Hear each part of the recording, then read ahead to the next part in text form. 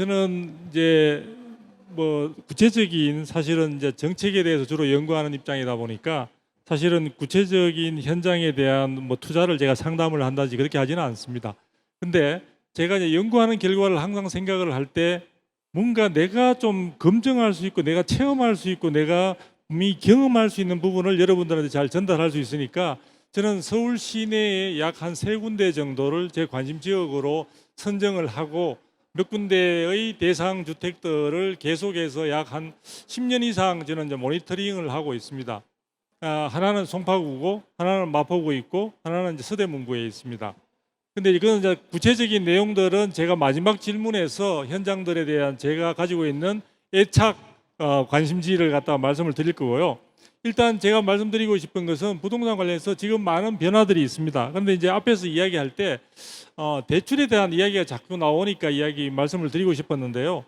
사실 지금 서울 시내 같은 경우에 그리고 강남 지역 같은 경우에는 대출은 이 시장에 아무런 영향을 미치지 않는다고 생각합니다. 그러니까 대출이라는 부분은 결국은 서민들이나 정말 힘든 실수요자들한테는 필요한 부분들인데 정부가 지금 막아놓고 있는 상황에서 그것이 시장의 결정적인 요인이 되고 있는 건 아니고요. 강남 지역 같은 경우 저는 사무실이 또 강남 지역의 강남구 논현동에 있으니까 그쪽의 분위기를 보더라도 일단 굉장히 많은 현금 부자들이 있습니다. 얼마 전에 원래 상반기였죠. 그러니까 위례 지역에 그도 저 송파 쪽에 위례 지역에 부적격으로 인한 나온 매물 물건이 아마 3개인가 4개가 있었는데 현금을 대출이 전혀 안 되는 거다 보니까 10억에서 15억 현금을 들고 있는 분들을 다 우순위 추첨으로 한다고 했는데 제가 알고 있기로는 3만 명이 몰려온 것으로 알고 있습니다.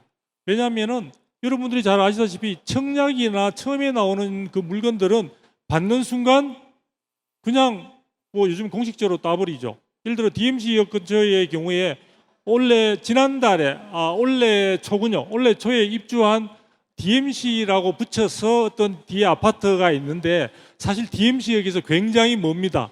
굉장히 먼데 그 아파트가 실제 현장에 가보면은 제가 볼 때는 약간 조경상에서 뭐 경사도 지나치게 많이 지고 조금 주거하는데 불편함이 따를 수도 있는 건데 분양가가 3년 전인가 그때 약 6억 5천 정도 했던 것으로 알고 있습니다. 33평.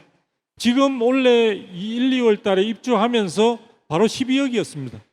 묻지도 따지지도 않고 그냥 2배 가까운 식으로 상승을 한 거죠. 그래서 사실은 부동산 투자를 생각할 때 우리나라처럼 신규 분양에 있어서 이렇게 많은 개발 이익을 그냥 안 가지고 가라고 분양가 상한제까지 적용하면서 하는 경우는 없습니다.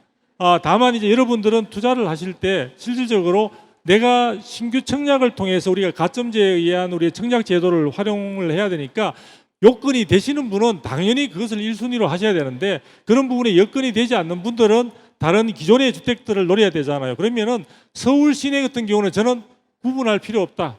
그리고 강남 지역의 경우에는 물론 상승폭이 뭐 비율로 보면 저는 오히려 좀 이광수 우리 애널리스트와 조금 다른 생각인데요.